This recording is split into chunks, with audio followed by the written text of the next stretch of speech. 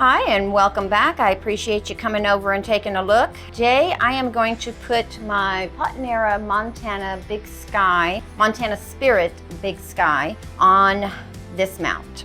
So this is still a seedling. I got her back in 2019 February. She's been through several different repots and I thought this one was going to be her home. This growth here is her one before this growth that's coming out, but I had staked it up and she was standing upright and she was pretty firm, so I took the stake out and she decided she was going to lay back down. And if you look at the newer growth, you see it's coming upright.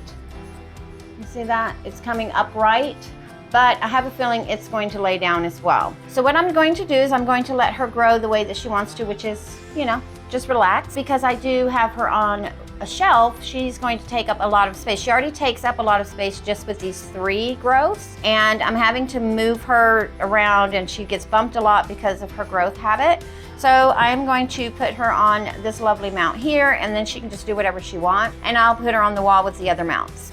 So I have had her soaking for quite a bit in CalMag. I don't think that there's any roots attached to the pot, but to be precautionary, I went ahead and soaked the entire pot. And she does have this root growing here, and then she has one right down in there that is already starting to go into the media. The one in the media is absorbing water, and this one here is getting ready to. So this is a good time to go ahead and repot her. Nope, she does have more roots in there than I thought though. Okay, all right, well, this is a good sign. So let's just have a look at what we have here. So we have that new growth, and then this bark that is on the root that was going into the bark. I'm gonna lay her down so I can take as much media off of here as possible, carefully, without damaging that root. And the good thing is this one is a monofoliate, so it's not going to be as finicky for a repot or a change in media. In this case, an entirely different setup as a bifoliate would. And that root is gone, so I don't have to worry about that one. And even though we have some branching here, nope, that root up under there is good. So this one, oh my goodness, she's got more roots left than I was expecting. I was expecting just those 2 roots we saw at the top. Apparently, she's been doing a lot more inside this pot than I was giving her credit for. But either way it goes, she is going on a mount because I cannot deal with her growth habit on a shelf. I can't have her sprawling across the shelf. Now, if I had a greenhouse with the space, I probably would leave her in the pot and just find a place for her. But as I don't and grow in my living room, this is going to have to do. All right, so I am going to go through the roots and cut the roots, see what we have left.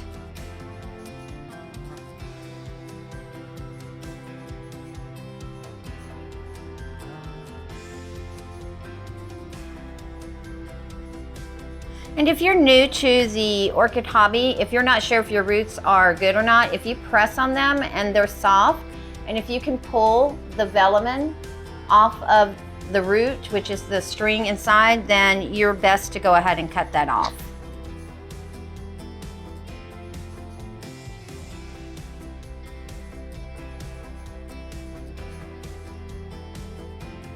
Okay, so I think that's all we're going to do. I don't need to take her to the sink, rinse her off. I don't need to spray with hydrogen peroxide, anything like that, because like I said, I've had her since 2019 and I'm pretty confident that there is nothing in this pot. Because let me just take the rest of the dry sheath stuffs off here while I have her out. I do like my plants tidy. I have learned though to wait until the growth is complete before I start taking off sheaths and other things, because I have learned that they are there for a reason. They protect the new growth, they help it harden off. In the case of a sheath that is covering up a bloom or a sheath with buds inside, it helps protect them as well. So I've learned to leave them alone. So this is what we're left with. And I know these roots right here don't look good, but they are still viable. They're still hard. She's still getting nutrients from it. And as you can see, several of them have growing tips on them. So I am going to leave her alone. And she has the 2 new roots growing off of the latest growth that has matured. And as you can see, her pseudobulbs are really small at the bottom, and then she has these large leaves. And these leaves are hard. Like they are really, really hard.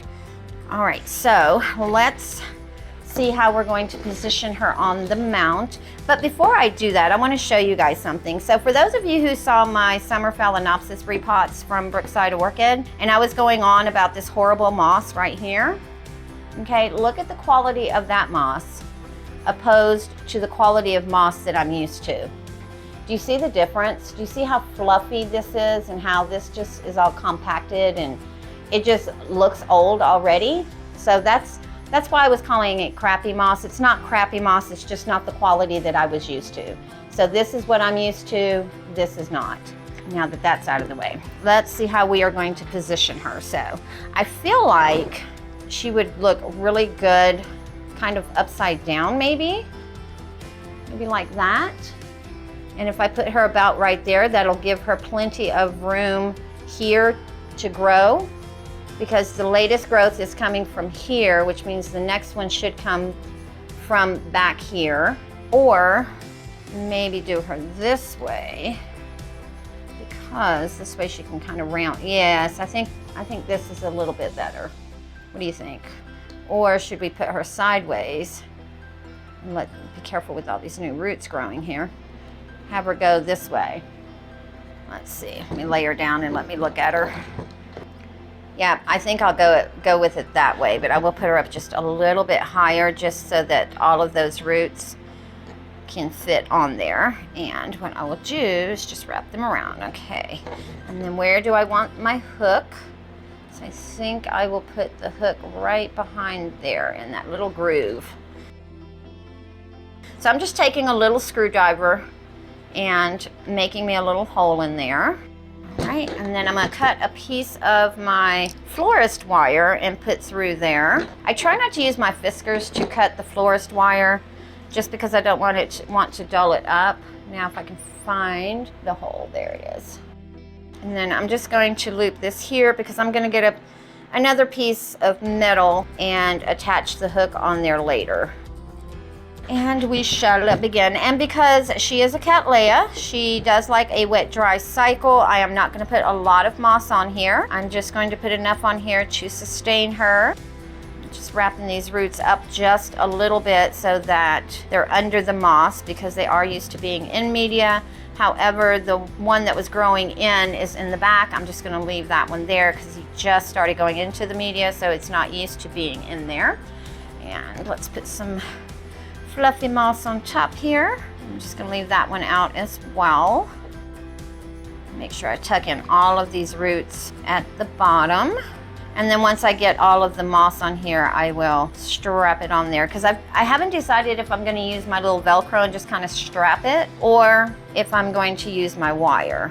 But I want to see how this looks before I do anything else. So I will be taking the moss back off just to get the wire started and secure the orchid and all that stuff. But I wanted to see what it was going to look like before I committed, and I think that'll look okay. All right, let's get her going. All right, I will fast forward over this part, guys, and then we will look at her at the end.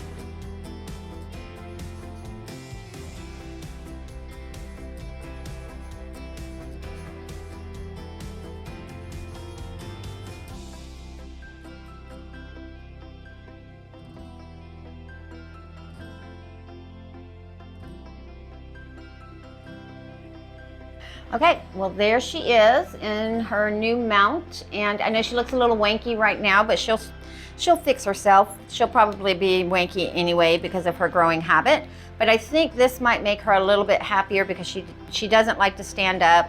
Now watch, since I put her on the mount, she's going to start sticking out, but that's okay because she will have all the space on the wall that she wants to stick out. And I did make sure not to damage that new growth back there. I do have a wire kind of close to her, but it's not pulling on her, so I think she'll be all right. And we will watch her progression. If you have the Potnera Montana Spirit Big Sky and have any advice on what I can do to make her happy, and if yours grows kind of wanky like this, or is this just because of how I've been keeping her, or maybe I just have an oddball of a orchid here, which seems to be my lot in life here lately. But thanks again for coming by. Go ahead and give the video a thumbs up, comment, and if you want, go ahead and subscribe. I'd appreciate it. And until the next one, have a good one.